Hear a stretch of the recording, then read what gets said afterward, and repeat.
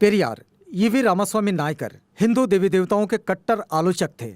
उन्होंने जिंदगी हिंदू धर्म और ब्राह्मणवाद का जमकर विरोध किया। उन्होंने तर्कवाद, आत्मसम्मान और महिला अधिकार जैसे मुद्दों पर जोर दिया। जाति प्रथा का घोर विरोध किया। यूनेस्को ने अपने उद्धरण में उन्हें नए युग का पैगंबर, दक्षिण पूर्व एशिया का सुकरात, समाज सुधार आंदोलन का पिता, अज्ञानता, अंधविश्वास और बेकार के रीति रिवाज का दुश्मन कहा। जानिए उनकी वो बातें जिनसे विवाद हुआ। पेरियार ईवी रामास्वामी नायकर लिखते हैं कि मैंने सब कुछ किया। गणेश आदि सभी ब्राह्मण देवी देवताओं की मूर्तियां तोड़ डाली, राम आदि की तस्वीरें जला दी। इन कामों के बाद भी मेरी सभाओं में मेरे भाषण सुनने के लिए यदि हजारों की गिनती में लोग इकट्ठा होते हैं तो बिल्कुल साफ है कि स्वाभिमान तथा बुद्धि का अनुभव होना जनता में जागृति का संदेश है। पेरियार आगे कहते हैं कि दुनिया के सभी संगठित धर्मों से मुझे सख्त नफरत है। शास्त्र, पुराण और इनमें दर्ज देवी देवताओं से मेरी कोई आस्था नहीं है, क्योंकि वो सारे के सारे दोषी है। मैं जनता से उन्हें जलाने और नष्ट करने की अपील करता हूँ। पेरियार रामास्वामी नायकर पूछते हैं, द्रविड़ कड़गम आंदोलन का क्या मतलब है? इसका केवल एक ही निशाना है कि इस आर्य ब्राह्मणवादी और वर्ण व्यवस्था का अंत कर देना चाहिए, जिसके कारण समाज ऊंच नीच जातियों में बढ़ गया है। द्रविड़ कड़गम आंदोलन उन सभी शास्त्रों, पुराणों और देवी देवताओं में आस्था नहीं रखता जो वर्ण तथा जाति व्यवस्था को जैसे का तैसा बनाए रखे है।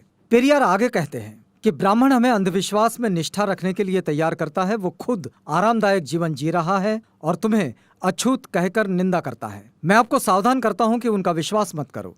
ब्राह्मणों ने हमें शास्त्रों और पुराणों की सहायता से गुलाम बनाया है। अपनी स्थिति मजबूत करने के लिए मंदिर, ईश्वर और देवी देवताओं की रचना की। सभी मनुष्य समान रूप से पैदा हुए हैं और फिर अकेले ब्राह्मण उच्च व अन्य को नीच कैसे ठहराया जा सकता है? आप अपनी मेहनत की गाढ़ी कमाई क्यों इन मंदिरों में लुटाते हो? क्या कभी ब्राह्मणों ने इन मंदिरों, तालाबों या अन्य परोपकारी संस्थाओं के लिए 1 रुपया भी दान दिया है? पेरियार ईवी रामास्वामी नायकर कहते हैं कि हमारे देश को आजादी तभी मिली, समझनी चाहिए, जब ग्रामीण लोग देवता, अधर्म, जाति और अंधविश्वास से छुटकारा पा जाएंगे।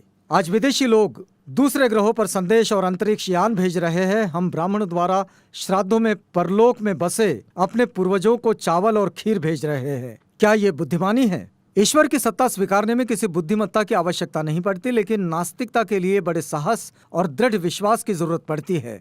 यह स्थिति उन्हीं के लिए संभव है जिनके पास तर्क और बुद्धि की शक्ति हो। पेरियार का सवाल है कि ब्राह्मणों के पैरों पर क्यों गिरना? क्या ये मंदिर है? क्या ये त्योहार है? नहीं, ये सब कुछ भी नहीं। हमें बुद्धिमान व्यक्ति की तरह व्यवहार करना चाहिए। यही प्रार्थना का सार है। पेरियार फिर सवाल करते हैं और कहते हैं कि ब्राह्मण देवी देवताओं को देखो।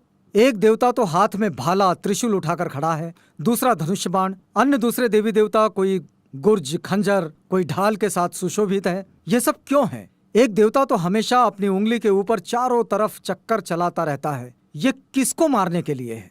हम आजकल के समय में रह रहे हैं। क्या ये वर्तमान समय इन देवी देवताओं के लिए सही नहीं है? क्या वे अपने आप को आधुनिक हथियारों से लैस करने और धनुष बाण के स्थान पर मशीन या बंदूक धारण क्यों नहीं करते? रथ को छोड़कर टैंक पर सवार क्यों नहीं हो सकते?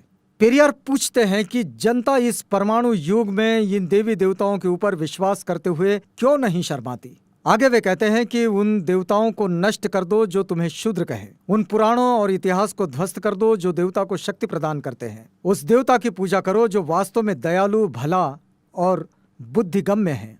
ये कहना और ये सवाल पेरियार ईवी रामास्वामी नायकर के हैं।